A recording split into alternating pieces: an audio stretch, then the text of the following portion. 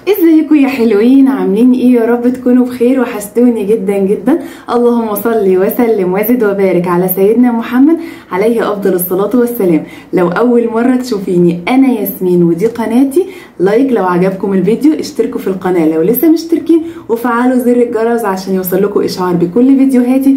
وما كمان ما تنسوش الكومنت القمر اللي هتصلوا فيه على الرسول. اللهم صل وسلم وزد وبارك على سيدنا محمد عليه افضل الصلاة والسلام. يلا بقى بينا نبدأ الفيديو ونقول بسم الله. فيديو النهاردة فيديو هيعجبكم ان شاء الله جدا جدا. طبعا احنا عملنا فيديو قلنا فيه ازاي يعني خطة بسيطة كده للتحويش والتوفير، وقلنا ان شاء الله هنبدأ من ميزانية الشهر ده بإذن الله. كل واحد قبض، يلا بقى بينا بقى نبدأ نطلع 10% من المرتب، ونبدأ نشوف بقى هنقسم المرتب ازاي على الأكل والشرب والخزين والفطار والعشاء والمنظفات. وكمان قلنا على خطة ال5 أسابيع. الخطة دي هنوفر منها كتير جدا، لأن في أسبوع زيادة هيبقى في مبلغ زائد 10% بتاعت المرتب، زائد الجزء اللي بنشيله من أصل الميزانية. يعني مثلا ميزانيتك 4000 جنيه، قلت لك هتمشي البيت ب3.5، وتقسمي ال3000.5 على 5 أسابيع، ومقسمتهم لك على شكل بنود ثابته، 5 بنود: لحوم، منظفات، خزين، فطار وعشاء، اللهم صل على النبي، خضروات وفواكه. تمام، 5 بنود ثابتين في كل الاسابيع. وقلت لك ازاي التقسيمه. ارجعوا للفيديو اللي فات اللي هي ميزانيه ال4000 جنيه. ميزانيه واقعيه جدا وبسيطه، وهتقدري باذن الله تطبقيها. وقلت لكم ان في اسبوع زياده. الاسبوع ده هيبقى فيه مبلغ ايا كان، 500 جنيه 600 جنيه 400 جنيه، ايا كان المبلغ ده هتاخديه، زائد 10% من اصل المرتب، زائد المبلغ اللي احنا شلناه من ال4000 جنيه او ال3000 جنيه. احنا ما بنمشيش على الميزانيه كامله.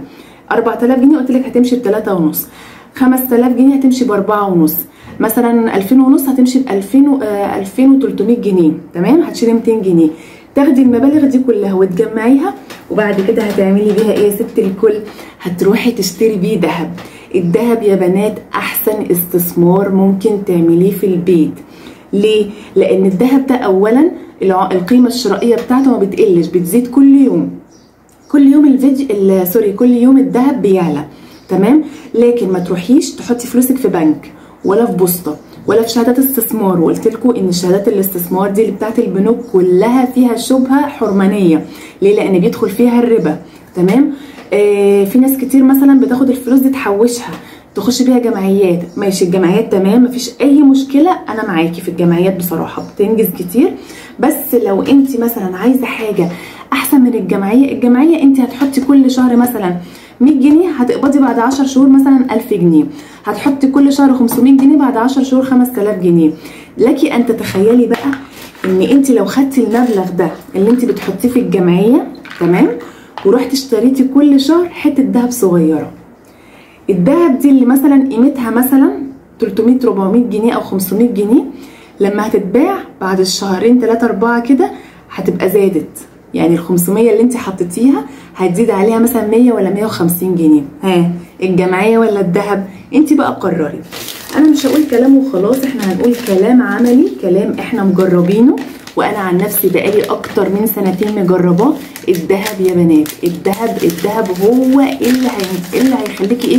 تعملي فلوس. فاهمين قصدي؟ انا جبت لكم يعني جزء بسيط كده، مثال بسيط على الذهب، على الميزانيات الخفيفه، اللي هو مثلا التحويش الخفيف اللي هو 300 جنيه 400 جنيه 1000 جنيه. انا جبت لكم مثالين اهو، يعني بصوا مفيش اكتر من كده مصداقيه.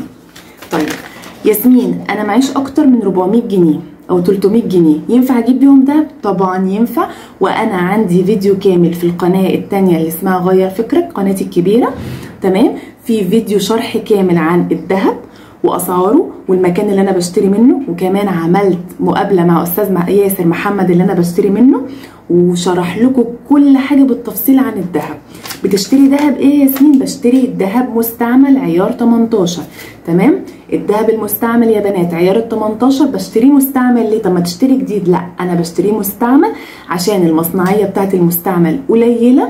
الجرام ب27 جنيه عند استاذ ياسر محمد. عند اي حد تاني الله اعلم، معرفش، ممكن يكون اكتر ممكن يكون اقل، الله اعلم. انا بتعامل مع شخص معين. تمام، بمعنى الجرام مثلا النهارده كان الجرام ب 2627 جنيه للذهب عيار ال 18، هتزودي عليه لكل جرام 27 جنيه بس. تخيلوا بقى في الجديد الجرام بكام؟ بحوالي 200 جنيه او 250 جنيه. شوفي من 27 جنيه في المستعمل ل 200 او 250 جنيه في الجديد، شوفي الفرق فلوس قد ايه. لان انت لما بتيجي بتبيعي الذهب خدي بالك من نقطه زي كده، بتاع الذهب او السايغ بيشيل المصنعيه، فانت كده هتخسري. فعشان تحوشي فلوسك في ذهب تشتري الذهب المستعمل عشان العيار بتاعه او المصنعيه بتاعته قليله، ومع الوقت طبعا الذهب بيزيد، فانت مش هتحسي بال 27 جنيه دي اصلا، انت هتكون يعني كسبتي فوقيها قد كده. فاهمين قصدي؟ تمام. انا كان معايا 385 جنيه، تمام؟ كان معايا في اليوم ده 400 جنيه ورحت عشان اشتري منه حته ذهب اهو 385 جنيه. اشتريت ايه؟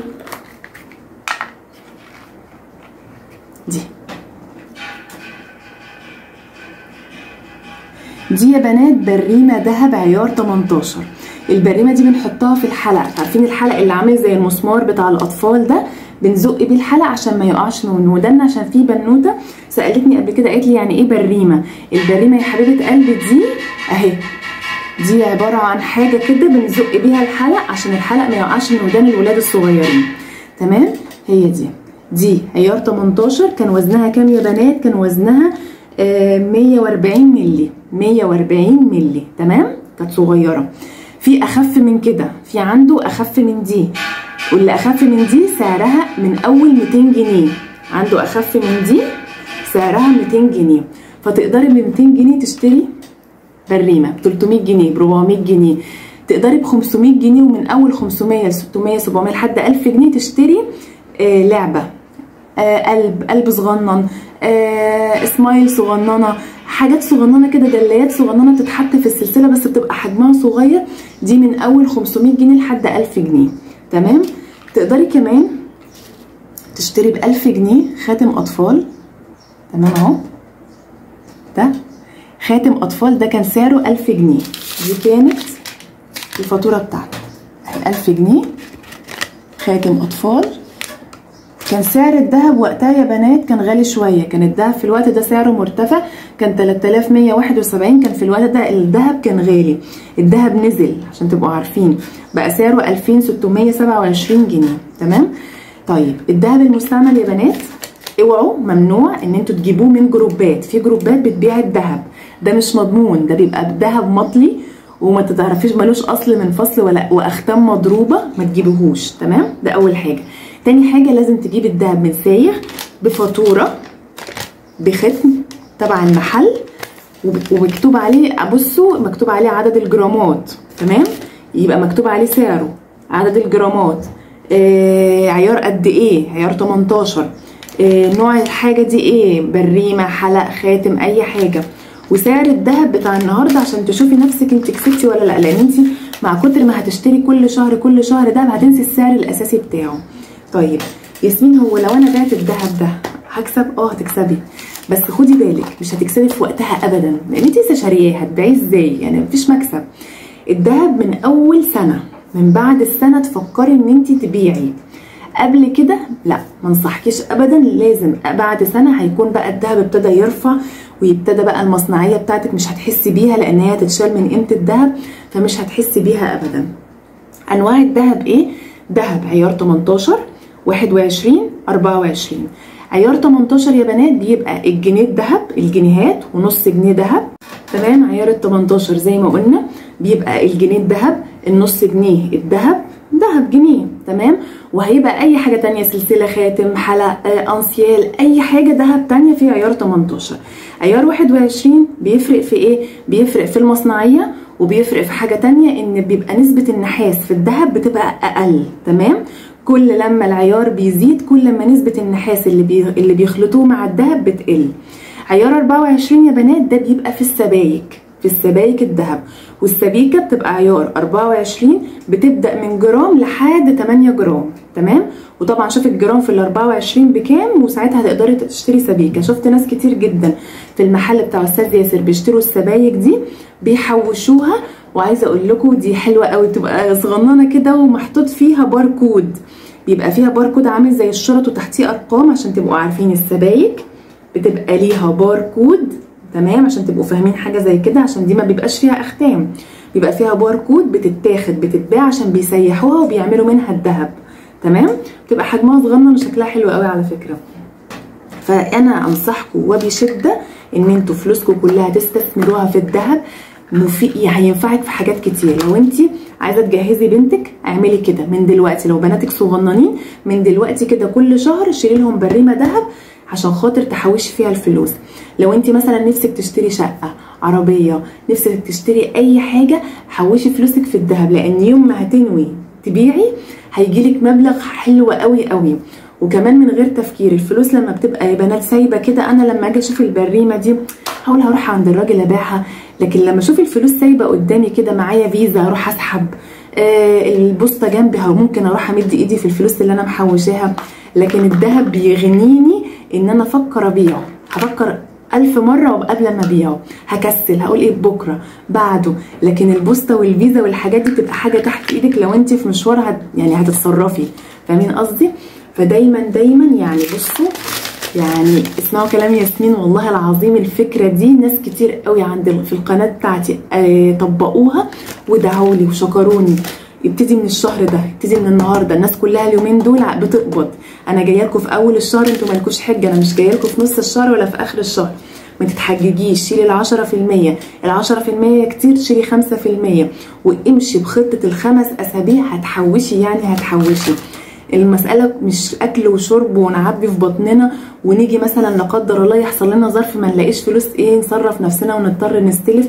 لا، الاكل والشرب مهمين، بس برضك لازم يكون معانا قرش مكسور على جنب يسندنا، ما يحوجناش ان احنا نروح نطلب من حد سلفني اديني.